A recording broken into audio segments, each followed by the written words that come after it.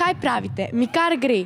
Tole je rezultat 5 let treninga hip-hopa. Ne znam še čisto vsega. Morda pa danes dobim kakšen dober nasvet od koreografinje Azre Selimanović.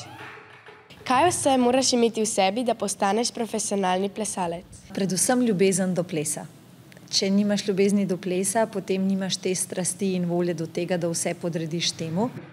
Ker biti profesionalni plesalec pomeni, da se v mladosti odrekaš marsikateri neumnosti in zabavi, ki jo doživljajo tvoji vrstniki.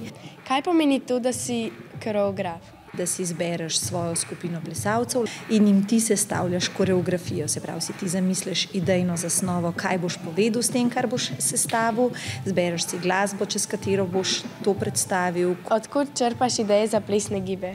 Slišiš glasbo in določena glasba v tebi spodbudi neko gibanje in včasih lahko potem zbirka oziroma izbor določenih korakov in tega gibanja pripelje do neke zelo lepe, čudežne koreografije.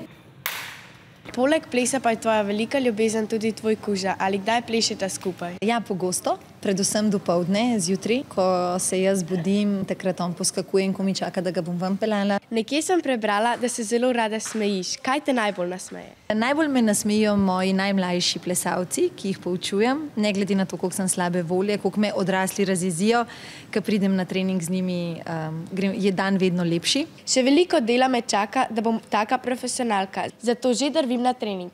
Čau!